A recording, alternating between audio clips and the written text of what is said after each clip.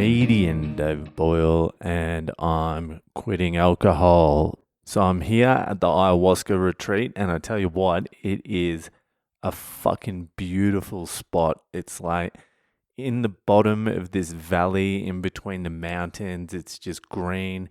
There's a running sort of fucking river going through it. It's fucking cool here.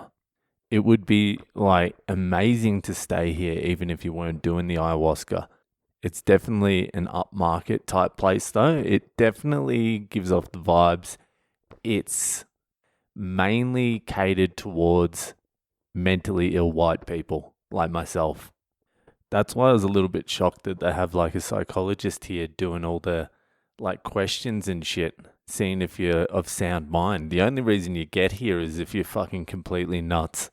So we got here. It's an hour and a half out of Cuzco. It's a nice fucking drive. I tell you what, Peru is a really beautiful country, but that's not what we're here for. We're not fucking here for me to give you a travel log. This is about the ayahuasca and what's happening.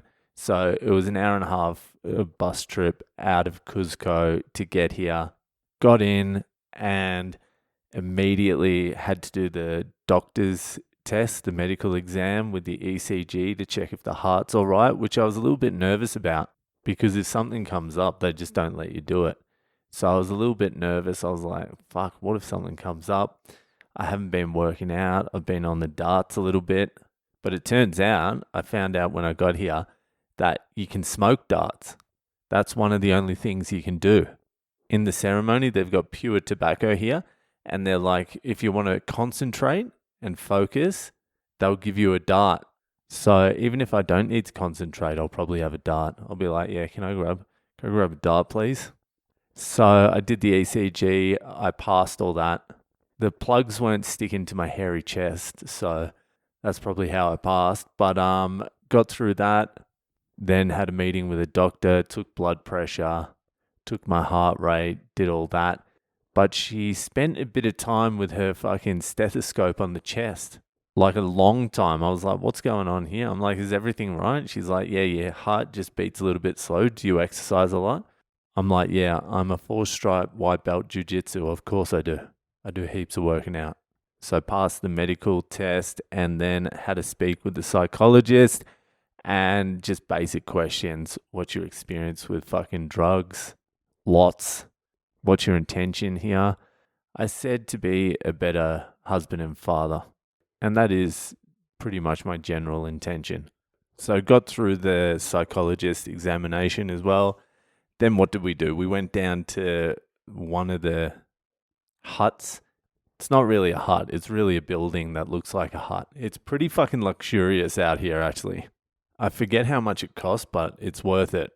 I haven't even done the ayahuasca yet. So we went down to the hut and they gave us an introduction video on what's going to happen during the ceremony, how the ayahuasca works, a lot of stuff about love. Honestly, I was falling asleep because I didn't have a real good sleep last night, but I was paying attention to most of it.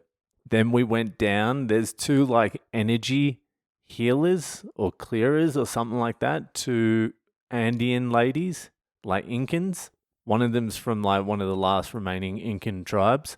And so we went down near the river and she did some energy clearing for later on. And she did some little prayer and started slapping me and the other mentally ill white people. I'm doing it with 3 American chicks. So it's me and 3 girls from the USA. I'm going to be the masculine energy, obviously. So they cleared the energy. They put some flowers on my head. I'm not too sure what that was about, but that's just balancing out the energy as well. Then we did an opening ceremony type thing with the doctor, the 2 psychologists, and the 2 energy healers. And we did a prayer and they gave us like 3 coca leaves and you blow on the coca leaves and then you chew it. And they were just basically going through again what happens. So you take the ayahuasca and you're meant to purge. The first hour of the ayahuasca is basically physical.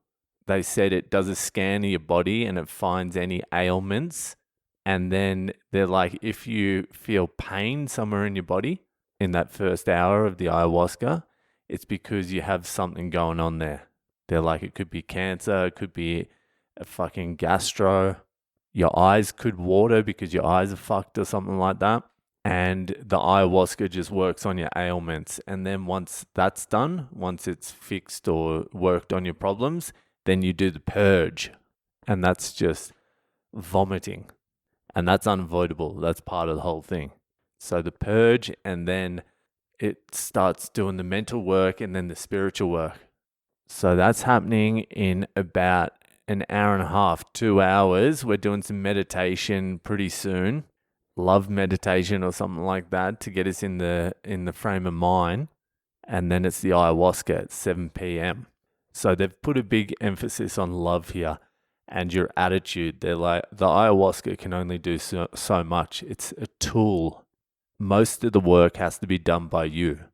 Most of the healing work. And most of the healing work is done by you outside of the center. It's how you apply it in your day-to-day life. So anyway, I am a pretty good mix of excited, nervous, scared, any other things you can think of, but I am looking forward to it. I'm very excited. I think this is going to be a very interesting experience.